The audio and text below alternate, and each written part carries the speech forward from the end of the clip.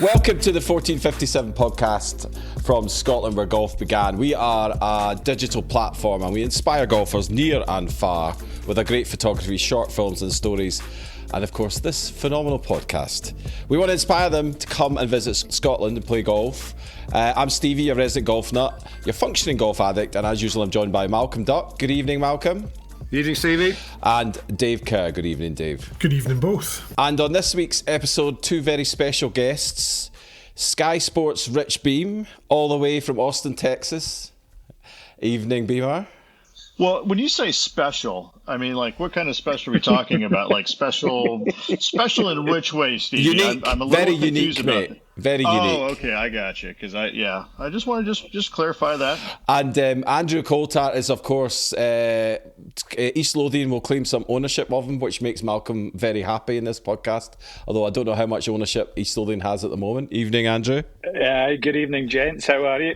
All the better now for seeing Malcolm's face. Happy to see you on this Stevie, podcast. actually, not Andrew Coltart. Andrew Coltart is one of the guys who came up with Scotland's golf course. So I tell you what, we got at least two of us on side against you lot. Is it your fault that there's that marketing campaign then? Is it your fault, Andrew? Yeah, that marketing campaign. Ducky is correct. We were involved in that.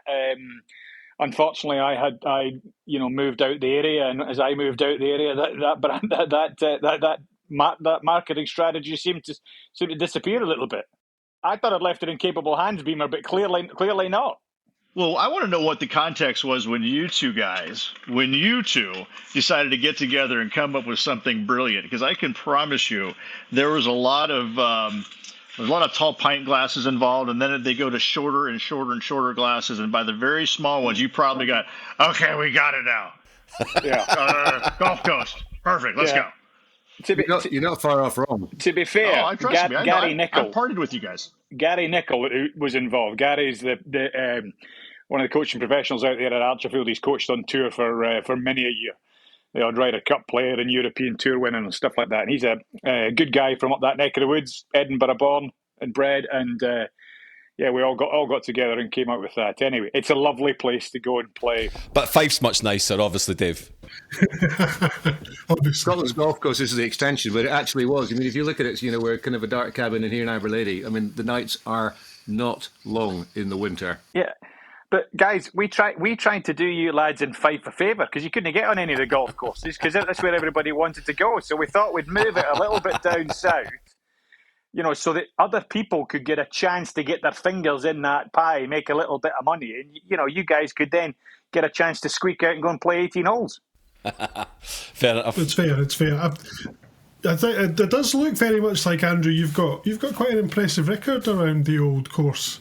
In St Andrews, maybe got a few wins there under your belt. Yeah. Wait. He had help. He had teammates. Come on now. You can't give him all the credit for that. He had teammates. Come on. Yeah, I mean, just any chance you get to, win an event at a place like that is just extra special. Are you just swapping camps? With so, teammates. Yeah. Andrew, what's the story about your dad and St Andrews? Because when your dad passed, it's not a story about my dad's still alive, Ducky, thanks, but you'll be delighted to hear that he's passed. In fact, I was talking to him the other day there, he was still bouncing about on the sofa, but I mean, maybe you know something I don't, but look, some more whiskey. Yeah, look, it is quite a unique story because, as we know, the home of golf, it's a spiritual place. Every time you go there for the first time, you can almost feel the ghosts of golfers past walking past you. You follow in their footsteps, not just along the course, but up the towns, over the cobblestones of Market Street. Up all the way up into the cathedral, maybe down into the harbour and things like that. It's a magically historical, spiritual place, and of course. Getting the opportunity to play the old course is a thrill at any particular time. And we were playing, before that, when I was 12 years old, my dad took me to the old course for the first time, and I was good enough to be able to get the opportunity to play. Is this before or after he died? Yeah. This was before my father's incumbent death, which I'm not aware of. And he drove me and my sister up there, and his father, my grandfather, had just passed about 2 or 3 years previous, and he was the old sort of flat cap brigade with all the pleats down the trousers and all this, and he was a scratch golfer. Anyway, he passed away, and my father decided a little special nod to one of his favourite places. We drove out the West Sands up there. We crossed the Jubilee, crossed the new course, and at the back of the tee at the 8th hole, my father planted his father's flat cap just as a mark of respect. He just sort of buried it in at the bottom of a gorse bush in there at the back of the 8th tee. Fast forward 20 years, and I'm playing not 20 years, 15 years. I'm playing in the final of the Dunhill Cup with team members, as Beamer likes to point out. But we've managed to get to the final, and I'm playing Tony Johnson. And bear in mind, this is such a majestic, mercurial place, the old course. And I getting to the 8th hole, and I've managed to make a couple of birdies early on. And remember, this is where, of course, my grandfather's flat cap had been buried. And I hit a 6-iron crisply off the tee at the 8th, finds its way over the bunker onto the green, nudges its way all the way into the hole. And you just kind of think, hang on a sec, did my grandfather's spirit have a little part to sort of play in that? Why did it happen there of all the places? Why did it happen there? Why did it happen in the final? That was the only time Scotland won the Dunhill Cup. It was the first time they won it. It was the last time they won it. And, again, it just falls in line with that wonderful little sort of story that it's just such a spiritual place for anybody to go and play golf. And it always gets me every time I say it. And my father's still alive. Here's a toast to your dad and to your granddad. Yeah, I'll toast my dad. I better call him tomorrow. Did Tony Johnson congratulate you on that hole-in-one, and did you beat him in that match? He did, and I did beat him in that match. And Tony Johnson, he's one of the best characters in the world. He's incredibly gutsy, feisty, fiery competitor, but just a tremendous bloke, a lovely guy. And I've thoroughly enjoyed every time I've taken the links of the golf course with him. I've always enjoyed going out there with Tony. He's a marvelous individual. He's tight, but he's a marvelous individual. This doesn't matter at all. He is just a gem of a human being. He is so fun to hang around. He is just to sit there and listen to him all day long. It's just it's magical. Well, you have to listen to him because he doesn't really shut up. No, he doesn't. To be fair, he doesn't shut up. Even when he's sleeping. Yeah. Even when he's sleeping in his chair in comms, he goes, 7th hole. Rich, what was your first experience of golf in Scotland? Let me see here. Oh, I know. It was 1999 at the Open Championship at Carnoustie.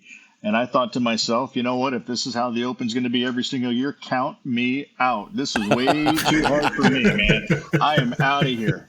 There's no doubt. But, thankfully the Open wasn't like that every year. But that was my first taste of it, going over there and seeing Carnoustie and all of it. And I remember the practice rounds, and I'm scared to death of this golf course going, you can't miss a shot. And if you do, you've got to get it out sideways. And I'm not a notoriously high ball hitter, which you don't need to be, except for when you get it out of the rough. You gotta get that thing up and out of there. But my swing was so shallow that I could never get steep behind the ball and pop it up out of that rough. So I remember the second day on the 4th hole, I hit my tee shot a little bit right, and we found it.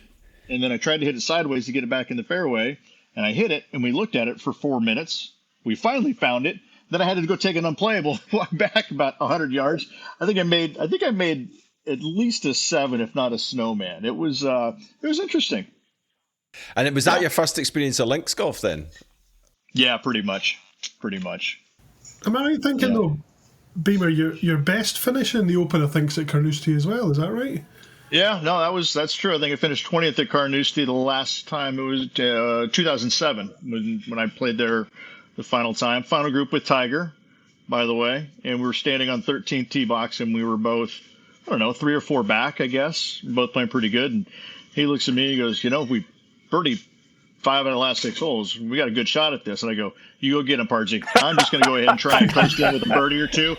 I'm looking for a good check, okay? You can lift the hardware. I'm looking for a solid check. Mama needs some new shoes. We just had a baby not too long ago. I need some money. And I think he birdied. I think I finished even par going out on those holes. I think he finished one or two better than me. But yeah, I mean, I'm like, okay, that sounds great, Tiger. You go ahead, buddy. I'm fairways and greensing it and two putting. And where did you learn your golf on? What Thornhill? Is that where you learned? Yeah, I learned my golf on a wee course called Thornhill. It was just a 9-hole golf course. Just about 6,000 yards, not that much longer than the magnificent little Kilspindie there that Beamer knows well, Ducky obviously knows well. And it was an inland golf course, parkland golf course, up until about, I keep getting it mixed up, 77 or 79 when it all of a sudden turned into 18 holes. But it's a wonderful, friendly little club to go and play, get the opportunity. Head down there. It's just between Dumfries and Sanker on the Kilmarnock Road. You know, it's funny that you say that you grew up on a 9-hole golf course, Andrew, because I grew up on a 9-hole golf course as well. My dad was a pro at. And Ducky, I think it was 3 or 4 years ago, took me to a little 9-hole golf course one morning. I know the one, yeah. Different. Yes. Yeah, we had a nice little time of it out there, and then went over to Barrett, North Berwick, and played over there with Martin. And yeah, it was a good time. Was it not a typical Scottish summer's day when you went and played at Gifford? It was beautiful. I mean, I had my own little carry bag right there, and by the second hole, I mean, I literally was drowned. It was, However, though, like a good American, I did remember the flask, and I, get done with that 9 holes, and then Ducky, takes us a long way to get to North Berwick, and I'm starting to get thirsty again. I'm like, dude, and go out to North Berwick, and it's even worse over there. And I just come back to Ducky's place, and I look worse for the wear. I mean, I don't think I made it past 8 o'clock that night. I was upstairs in bed and just done. It was a blast. Do you remember the story about the flagpole in the 9th hole, Rich? Yes, the one that's supposed to be right there, and then all of a sudden they moved it 20 yards left. They made a change. They'd moved the flagpole left, so all the low golfers kept screwing up because their line was completely wrong. Yeah, they kept telling me, hit it right at the flagpole, hit it right at the flagpole. That's right there. So I hit it right at the flagpole, and it's like 20 yards right. I'm going, I thought you hit it right. Oh, they must have moved the flagpole. And then I'm giving him a lift in North Berwick, and he says, what are those trees? What are those hills over there? And I said, I'd never been there before. Within about 5 minutes, we were there before, driving down small lanes, and Rich is getting excited about the black-faced sheep right across the dam and all the rest of it. It was a bit of an adventure. Then we got to Hushy. You guys proper loss. I must say. That was fun. We got to Hushy's, and I said, sir, I can't play. He said, it's fine, you're not invited. It was absolutely brilliant. I mean, Martin Hush is the head pro at North Berwick, whose dad was a great player you guys have memories of, but Martin's one of the good boys in the world. Yes, he is. Beamer, so, I mean, a lot of the time when we speak to Americans about coming to this country to play golf, they moan about the food. What's your experience of the food, apart from, of course, eating at the wonderful Ducks Inn, which is sublime cuisine? Listen, if you're worried about the food over there, then you're really not concentrating on what matters, and that's having a lot of fun and preparing to play in some of the worst or best weather you've ever played in, and enjoying your time in the 19th hole. I mean, listen, who cares about the food? Funny enough, when I go over there, that's the last thing that I worry about. In fact, I told my doctor one time I had like high cholesterol or blood pressure or something like that. He goes, well, you need to go on a diet, and exercise. And I go, well, I'm going to be over in Scotland for about 3 weeks, so that really is not going to happen. There's going to be a lot of chips, meaning French fries involved. There's going to be a lot of pints of whatever they're pouring, mostly Tennent's, because that's my wife's middle name. So I figured, every time I have a pint of Tennent's, I'm thinking of her. So I think about her a lot every night that I'm over there. But no, I don't worry about the food, to be fair. I mean, the food's, listen, I've had some great meals over there. Who cares? Golf and beer, that's all that matters over there. Come on. So, Rich, you got quite a nice little single strap bag, haven't you? What do you got? I do. I've got a couple of different ones now, but the last one I brought over is just a small little ping bag. But no, I got G4 makes another bag now that I'm going to bring over next year, and you're going to love it. It's awesome. So I'll be bringing that over this year. Yeah. I'm actually coming over with my son. There's a father-son trip that we're taking, and of course I'm a member at here in the U.S. and we're taking 20 guys, I think, over there, and we're gonna go play over in Fife, and then we're gonna end up over in your neck of the woods. So I'll have to coordinate staying with you as the other folks are staying in Edinburgh, but we're playing North Berwick, Muirfield. They're playing Gullen the final day, where I'll be sitting next to Andrew that final day commentating, but we'll be over there for, I think, 9 days before the Scottish Open, playing, hanging out, and whatnot. So Yeah, cool. Well, if you want to play, well, Renaissance might be closed if you're just before Scottish yeah, Open. no, yeah, they've already got everything taken care of. Rich, tell us a story about Andrew's birthday cake. He and Nick Doherty did their Instagram live, and I seem to remember they came up with a birthday cake for him because you were all stuck in your rooms. And he couldn't quite believe it. And then the cake arrived up in the view, and it was 2 golf holes. No, that was Beamer wasn't it. That was British Masters. That was British Masters. No, Beamer. I wasn't there. I'm like going, oh my gosh, how drunk was I for not remembering this story, which is certainly possible. Yeah, I did recognise that look on Beamer's face. Yeah. Yes, exactly. Yes, I did recognise that look in Beamer's face, like, God,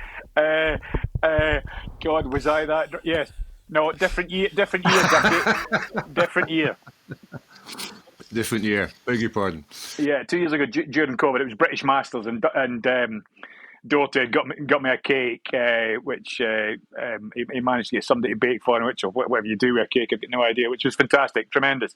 It was really good. Beamer wasn't there though. Beamer was back over in the States at the big events, doing all the proper stuff. However, I did get I was fortunately then next year, I was over in America, and the boys took us out to just a wonderful steak restaurant and looked after me, which was tremendous. Although I do give presents quite a bit because I'm generous like that, and I do remember one time that we're covering the Ryder Cup in France, and it just kind of happened to coincide with me being involved with a belt company, and so I gifted Andrew a couple of belts. Well, actually, I didn't really do it. Tiger actually gifted the belts, and go ahead, tell them the rest of the story there, Andrew, because you love those belts. You wear them all the time. Now, Beamer being the great friend that he is. He thought, oh, this is because he was following Tiger at the Tour Champs a couple of years back when Tiger was about to win it, and of course the Ryder Cup was coming up 2018. Tiger was obviously a shoe-in for that, and Beamer's out there chatting away to Tiger and said, "Listen, we've got to stitch Coltart up here. We've got to try and wind him up." He says Coltart's after this belt. He's after a European buckle belt. I've got the American one. I'm going to get him a European one, but what about? Let's get you to sort of sign it or present it or something like that. So the belt company stamped the result of our Ryder Cup result, and I think he beat me 3-2 on it, and he organised with Woods that Woods would present it to me under the cameras, under the glare over there in France, which he duly did because he's a bastard. Not Woods, Beamer. Oh, wait a second now. You needed 2 new belts to keep your trousers up. So you're looking very fit back in the day. I did, and I think that lovely little buckle definitely helped. Otherwise, I'm sure you probably wouldn't have won as comfortably as they did that week. But the support they were given, anyway. The good bit about that little story is, well, not the good bit, because the whole story is a good story, and he's a bit of a wind-up merchant, was that during that match that Tiger played with me, he beat me 3-2, and that was the year in Brooklyn. Remember when all the American team ran onto the green at 17? And over there was Davis Love and myself and Miguel Angel Jimenez had run across the green to remonstrate with the Americans. And Davis Love's going like this with the flagpole, and I'm going, Tiger, he's getting a hug from one of the other wives. I think it was quite a common theme at the time, but anyway, he's getting a hug from one of the wives. just at that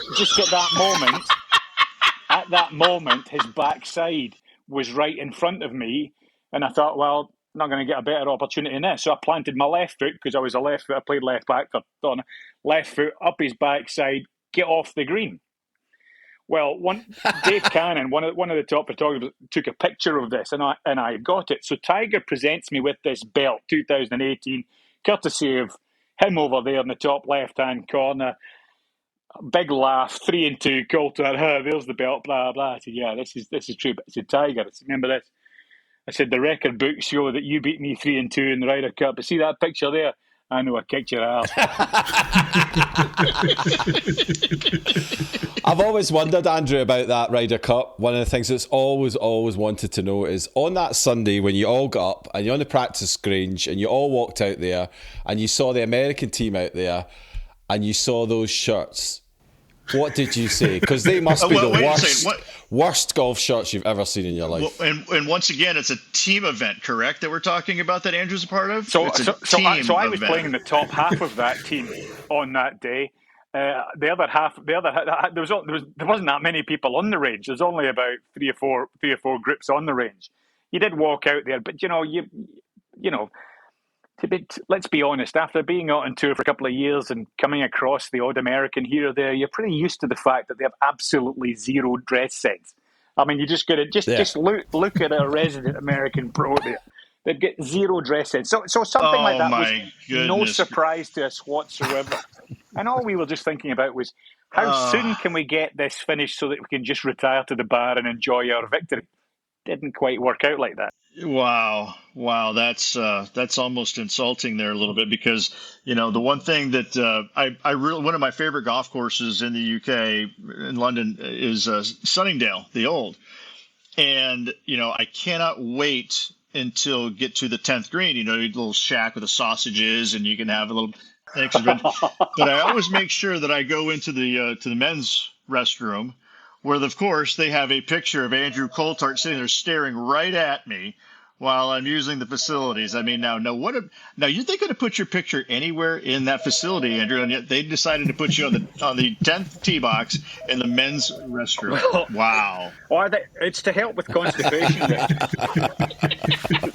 Well, talking of constipation in Sunningdale, Mr. Torrance popped in last Saturday when he was up talking at North Berwick in the PGO, which comes back to the steaks and the salty steaks. I think salt on steaks is really, really good. Not entirely sure about salt and Guinness. In the Scottish Open, when I came back and I had a very long day at Renaissance and came back and put my pint down and came back only to find it absolutely covered in salt, courtesy of one Mr. Torrance. That was quite amusing. Is that right? Oh yeah. It was a Saturday. I've been chatting all the members, and Ken on the course says, he winds me up, says, "Ducky, we're just chasing a couple of lagers. Put it down." And Johnny was filming the whole bloody thing, expecting me to splurt it all out. That was very funny. It was very funny. But that Sky it just made you slightly thirsty. I should have just gone through it. I failed to drive through it. But the Sky team is, they're very tight together. It's always great fun with the guys staying. But going back just to finish the story that Andrew managed to scout past of with the cake. So what happened when the cake came up? There were just 2 golf holes on it. And they said, "Andrew, do you recognise this?" Because they're so kind and they're so nice and so delightful. He said, "I don't think so." They said, we spend a lot of time trying to just make it exactly correct. We try and do the right thing to really make sure that we show that we care. We care about this. So they just said that. So we didn't think you would, because they're the 2 calls you didn't play at the Ryder Cup. I know. I remember that. Yeah, very good. Yeah. Kind of brutal. No wonder I'd forgotten. No wonder I'd forgotten. Do you know? I mean, in all honesty, it's all that kind of stuff that goes on behind the scenes that it just makes the job brilliant. It's a great gig, and we're lucky to be surrounded by so many great people. But that kind of stuff going on, it's just great. It just makes being away from the family when you're traveling and stuff like that so much more easier. And no, nobody takes themselves too seriously. God forbid them if they ever did. Yeah, no doubt. That's the one thing. That's the one thing about it. Is that behind the scenes you don't get to see the banter and the crack that we have. Obviously, Ducky has. Once we all get back, but it is like one great big dysfunctional family that we just love each other, and it's just so much fun. And thankfully, my immature, childish humor fits right in with all of theirs as well. And it really is just it is a blast seeing everybody, and unfortunately, it hasn't been quite the same the last couple of years. But hopefully, we'll start picking it up again in the years to come. But the time that we spend together, I mean, what goes on behind the scenes is just absolutely. I mean, thankfully, we don't allow cameras inside the. Or at least the ones that go out to the rest of the world in the commentary area, because you wouldn't. Yeah. They're actually paying them to do this? No, wait. So actually, if anybody listening, I've got quite a lot of evidence which could be bought and sold for whatever else. But the whole point. Chucky, you told me things were going well. Now you come out with a line like that. Sheet over it, mate. This year I was looking at something and Radar said. What are you doing with those pictures? Said the same as Omal, just showing you tomorrow morning or 3 years' time or whatever. It never goes out. Never found them. But the big thing, and I've got some really good stuff with Coltart, doing some very interesting bottle walking and so on, but that's just for private consumption. The great thing for me, having been privileged to watch some of that, is just how that team looks after each other. They really do. It's all about the production. It's all about the seriousness of getting it done. And I just hope you guys manage to travel with the days of carbon emissions and all the rest. It's really important that you guys come up to the courses and are at the courses rather than just stuck in studios. I think that's massively important that continues. And that also having a kind of breadth from people from different countries, different lives and walks. So go back to banter. So when you're playing go back to tournament golf, and when you're playing in the tournament, is it very easy switch to going from the banter one night to deadly serious the next day on the course? Who's up for Coltart? Because he loves playing golf. Andrew. Well, you said playing, so it's not good. I'm leaving that for him. You know what? It's funny enough. Whenever I do play, the few times that I still do every year, when I get done and I go back to the commentary booth, because that's usually what I have to do. After I sign the scorecard, maybe grab something to eat. But head back out to the commentary area, and it's just I'm looking forward to sharing, how either good, bad, or indifferent the round was with these guys, because they know how hard it is for me to go out there and to try and put the time and effort into playing it, and I still enjoy it to a point. It's starting to dwindle a little bit now. The golf course is getting a little bit longer, and so is everybody else in the game. But no, I think I think it actually helps me knowing full well that I got to go back out and do another job, because I know full well what I'm doing out there is not. It is a job, but it's more fun than anything else. It's an honor and a privilege to be able to play in the PGA Championship, each and every year. But again, it's I don't look at it as a negative going out there. I look at it as a positive. Like, you know what, this is a blast. I'm having fun out here. I'm having fun playing. And, give it my all. And if it's enough to make a cut, great. And if not, no big deal. But no, I can separate those two quite easily. But again, I think it kind of inspires me to go out there and play with these guys, because I certainly don't want to go out there and shoot, 80, because I know Rob Lee will absolutely torture me about it. But, that's, but it must be done. You never miss an opportunity to have some fun when you're out there hanging with Sky. That's for sure. Well, going back to your, when you played at Bethpage, I mean, you've made the cut there, and you've been very close the last couple of times. For that Bethpage round, you were standing on the 9th tee in the second round, maybe not looking at making the cut. And I think you shot the best back nine. You shot the best 9 of the tournament, I think. I did, yeah. I think the back 9, I shot 30 on the back 9, and I'm pretty sure that I had a scramble team with me, because there's just no way that I could have done that on my own. I just don't. I just didn't see him very often, but there must have been somebody out there helping me. But yeah, I was pretty wild. I mean, the golf course is just hard as can be, and I made a birdie on, I think 13, and then hit it close on a par 4-14, and then I birdied 16, 17, and 18, and it was really cool because my a good friend of mine was on the bag, and he played for my dad at college. My dad was the head golf coach in New Mexico State, and so this young man played for my dad for a year, and he was actually with my dad in 2002 at my dad's house when I won the PGA. And so for me making the cut, it was as exciting as it was for me. I was probably more excited for my caddy, Basil, to do that, because, he kept talking about dad, and, he was telling stories about my dad he and my dad just gelled over so many different things in life. Basil's got an old soul, and my dad was they had a great time. But it was so fun just sitting there, watching Basil really getting into it. And then finally the last hole when I made birdie, I mean, I think I think he threw his arms up just as high as I did when that putt went in. But we had to sweat it out to make that cut, though. I mean, I thought for sure it was going to be an easy in, but all of a sudden the wind stopped blowing and the cut line got a little bit closer. But thankfully we snuck in there. But that was surreal. That was so cool. Do you remember your interview after the third round? I shot 82 the third round, and I don't quite remember it. I remember I like this. I got to go change clothes and go out and do commentary work, but I don't remember.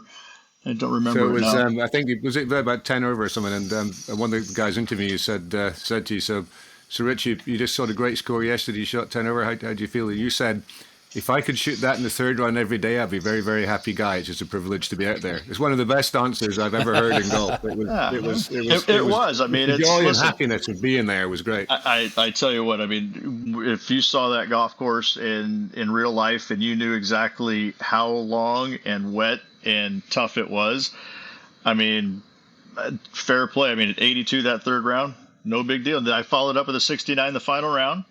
One of the better rounds before the wind came up. I got a chance to go out there early and play, but still, I mean, making a cut out there in that golf course with as much time as I have a chance of play, I'll take it. It was fun. So, Andrew, do you remember the first Bill McLaren day when we played at Renaissance in Muirfield? I do, but yeah, just going back, yeah, that's a hell of an effort, Beamer. It really was a hell of an effort. That, thank you, my Ducky, friend.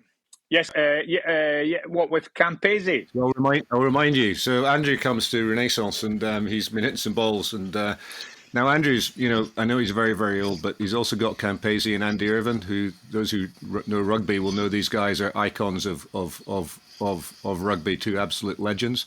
So Andrew's maybe a little bit nervous that it's his sport and the other guy's sport. So he comes to Renaissance and says, Ducky, I've been hitting a few balls, ballooning a wee bit. Off we go, and we play golf at Renaissance, and everyone comes back, and Andrew's a nice guy, and it's fine, and we have dinner. Everyone says Andrew's a nice guy. I'm not really talking about his golf too much, but he's a good lad. So Coltart has stood on the top of that. They were talking about Andy Irvin. Coltart stood on the top of that bar stool. I don't know how many times, and so has Campo stood a few times. So I don't know how you guys in elite sport do it. So Campo comes out first guy, and he gets it third go. Coltart comes out, gets it second goal. Muirfield in the morning. Can you remember what you shot in the front nine? Yeah, well, no, I actually can't remember.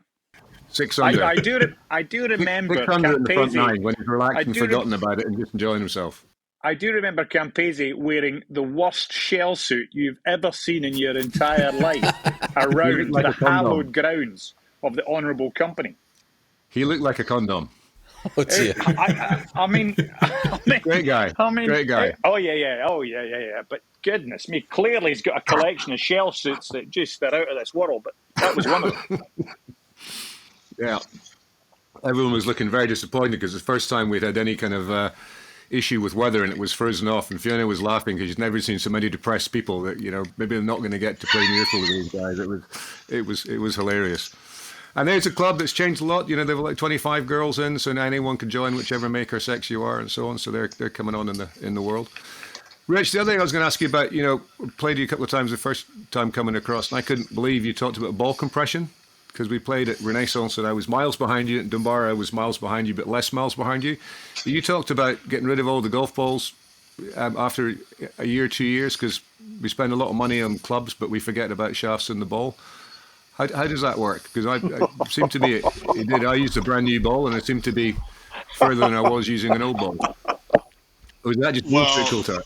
Well, when you get them for free, Ducky, you really don't care if you play one hole with them or throw them away or give them to somebody. So you need to get on. First of all, you need to get on that deal. You need to be on scholarship from somebody, whether it's Callaway or Titleist or TaylorMade. But get on a ball scholarship program first of all. But no, I mean, I think that people actually underestimate the golf ball that they use. I think that everybody thinks that the Titleist Pro V1 is the best golf ball in golf, but I think that if you go and you look at different golf balls, I think Lee Trevino, as he's gotten older, actually uses a ladies' golf ball because it compresses more and he can hit it further. I think the one thing that nobody does in the game of golf, you go out and get fit for, irons and woods and shafts and all these things, but nobody ever pays attention to the golf ball. The golf ball is it's a foregone conclusion that you're going to go buy a brand new dozen golf balls or dozen Titleist Pro V1s and go out there and tee it up with them. And I can promise you that, the best in the world they're not using a golf ball right off the shelf. Now, granted, some of them are, and what Titleist and Callaway make for the top of the world, I mean, that's a different deal. But listen, you got to go out and find a golf ball that's best for you, and quit buying ones that are the most expensive. Go and buy ones that are a little bit cheaper and with maybe even less compression, because you will go further. Am I right in thinking Rory's rolled back to an old ball? Is that right? Oh yeah, I mean, because he's finding his wedges were much better. If you talk to the top players in the world, I mean, they're willing to sacrifice some distance off the tee for sure, in order, not that they don't hit it far enough, but they want to make sure once they get around the greens that golf ball feels as soft and spinny as they can possibly get it, because that's why they can be so aggressive. They're not going to have to play for the center of the greens. They can go ahead and feel okay about short-siding themselves every once in a while, knowing full well that they've got a golf ball that they know that they can spin enough around the greens to control it. And so I think that's why you've seen, I guess even Tiger, the last two kind of hit and giggles that he played in, he went to a spinnier golf ball. No, actually he didn't. He went away from the spinnier golf ball because he went to a low spin. Length and felt. Yeah, low spin. So but he still feels like he can control the spin. So you're talking about a guy that, actually went to something that has less spin now because he knows that he can control it with his wedges and whatnot. But for many, many years, he had a high spin golf ball, which you don't see a whole lot of tour players out there with a high spin golf ball. They want that golf ball out there hitting and chasing and running down there for the length. But yeah, I think that the one big piece of equipment overlooked by amateurs is a golf ball. Andrew, are you coming in there? It's interesting. It's interesting that you mentioned there, Rich, about Ducky just playing with a golf ball that he's got to find a good golf ball, because that's something that Ducky's very, very good at. The trouble is, it's just never one of the ones that he's hit in those awkward locations. One of the last times I played with Ducky was up there at Archerfield, and he started with a beautiful, crisp, white, lovely new modern golf ball. I'm trying to get the story right in my head, but it was about sort of 3 or 4 holes in, and either he'd given up throwing away money for supposedly fun and started to go to the golf balls that he had found in the bag, or he just run out of these good golf balls and was only left with these ones. Anyway, there was a golf ball that clearly had been hidden from view from about 50 years, but hadn't been hidden from the sun. And this golf ball he brought out of his golf bag, it was tanned on one side, man.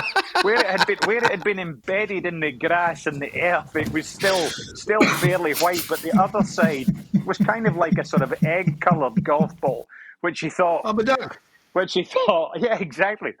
Which he thought, I'll give this one a go.